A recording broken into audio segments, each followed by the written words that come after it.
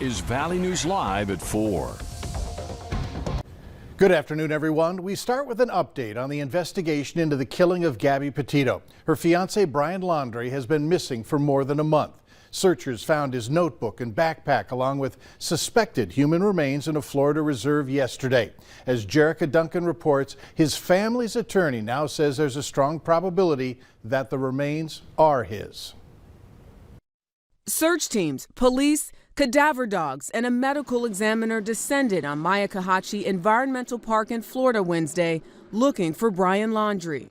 Investigators found what appears to be human remains, along with personal items, such as a backpack and notebook belonging to Brian Laundrie. Laundrie's parents, Chris and Roberta, joined the search Wednesday morning. We spoke to family attorney Stephen Bertolino over the phone. He said Laundrie's parents told law enforcement to search that area from the start, and this was the couple's first chance to look themselves. Chris Laundrie simply went off the trail and he walked into the woods several yards, we'll say 20, 30, 40 feet. He was doing it, according to him, in a zigzag fashion. He was walking through some brush and just observing and looking. At some point, he came across a white dry bag. Bertolino says investigators may have missed it because the area was previously underwater. But former FBI criminal profiler Mary Ellen O'Toole called the timing very curious. The parents have engaged in behavior that is suspicious, and that has to be resolved. Laundrie is the only named person of interest in the strangulation death of his fiancée, Gabby Petito. It will likely take days or even weeks for investigators to identify the remains and whether or not they belong to Brian Laundrie. Sources tell CBS News that's because it's a small part that makes it hard to identify. The family attorney says it is, quote, hogwash that his parents planted evidence in the park. To note, Brian Laundrie has not been charged in Gabby Petito's death. Jerica Duncan, CBS News, New York. Laundrie and Petito had been traveling together for 2 months on a cross-country trip in a van that we're documenting on social media. I disconnected my garden hose today, which was not what Hutch said to do. I was supposed to do it last night before the hard freeze rolled in. Luckily, there was no problem. But for those of you who still haven't done so, Hutch is here now to explain why you should. Hutch? Mike, that's right. We are going to have freezing temperatures in the morning for the next several days. Look how cold it got. This thanks to our friends at the North Dakota Agricultural Weather Network. Near 20 degrees in Wales. Fox also out there in Roseau County. We saw some low 20s this morning. Elsewhere, it wasn't any picnic either as we take a look at low temperatures in the mid-20s for Fargo, Crookston, Valley City, and Jamestown as well. Some of the milder air down south, but U2 and Sisseton well below freezing at 30 degrees. And tonight, we are seeing temperatures already in the low to mid-40s out there as forecast. It's pretty pleasant. Clear skies, beautiful conditions for now. But with this patch of clear skies, we will cool off rather quickly.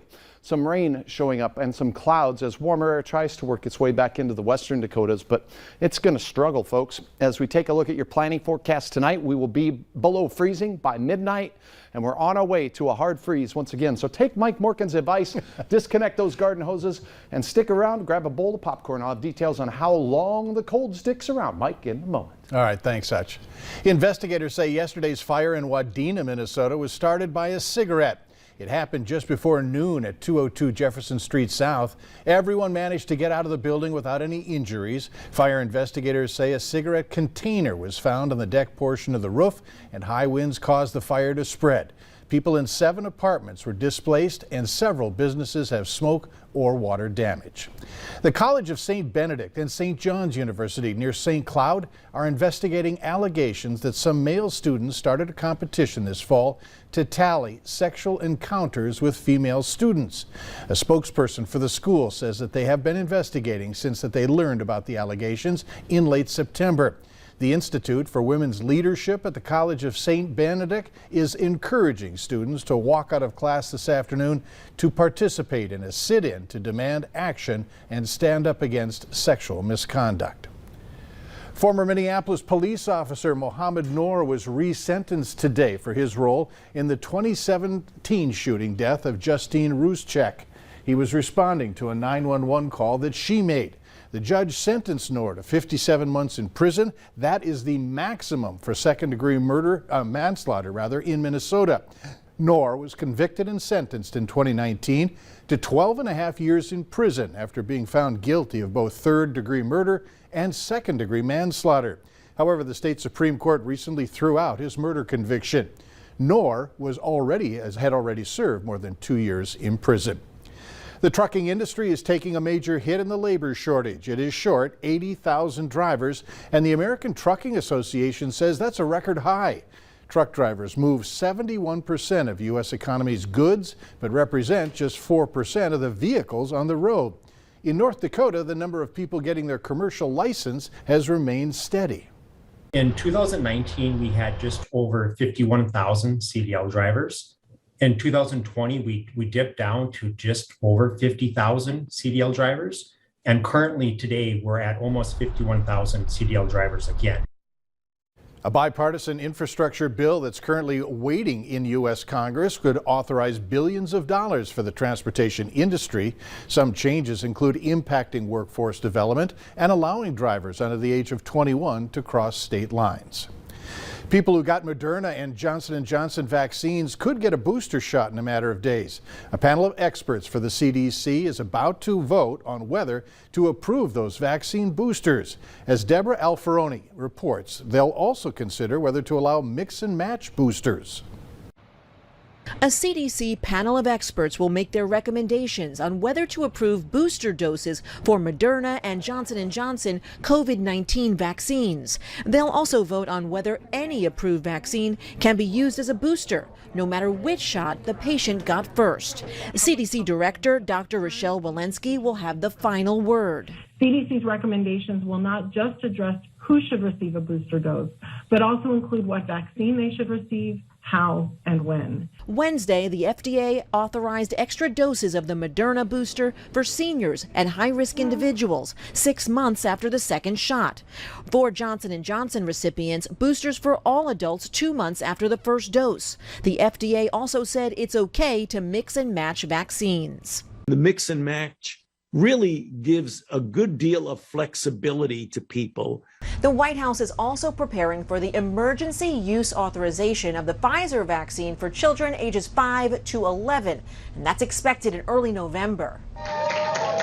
Vaccines weren't even available when Hector Garcia got sick with COVID around this time last year. The Washington state man finally went home after spending 304 days on a ventilator. The doctors told us many times, bring your family, say your goodbyes, because it's not going to last for a night. But Garcia survived. It's something that I cannot explain. I feel very happy. He has since had to learn how to breathe and walk on his own again. Deborah Alferone, CBS News, the White House. Shots for children will not be offered at mass vaccination sites. Instead, the White House COVID-19 response team has already enrolled more than 25,000 pediatricians, family doctors, and other kid-friendly locations to administer vaccines.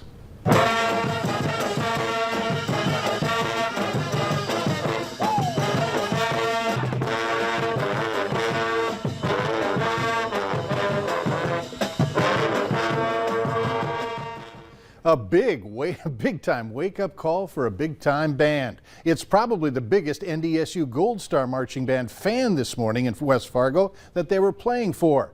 Isaac Sorensen says he has been admiring the sounds of the marching band since he can remember. Isaac's mother says that he can hear and play music, but he can't read it. Isaac loves listening to the sounds and seeing the energy of the NDSU Marching Band. This morning, they wanted to give him a special surprise. Yeah, I mean, it's great to definitely have a future member of the band, and to have him playing with us already is just great, and it'll help prepare him for later.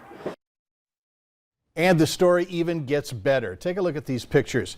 You can find Isaac at times playing along with his trombone during some NDSU basketball and football games.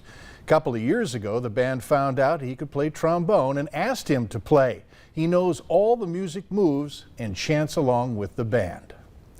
Marching band director Sigurd Johnson says that they wanted to honor Isaac for his love and support towards his band. So Isaac's mom says she is so grateful that these college students will continue to share their time and talents with her son. Scam artists are causing problems for users on Instagram. What you need to know is coming up later after the weather. And if you were up real early this morning tooting your horns with temperatures like that, lips might even stick to the trumpet. Here's a look at your temperatures today. It was cold and we're expecting another cool one for your morning tomorrow. Hour by hour details on more freezing weather right after this.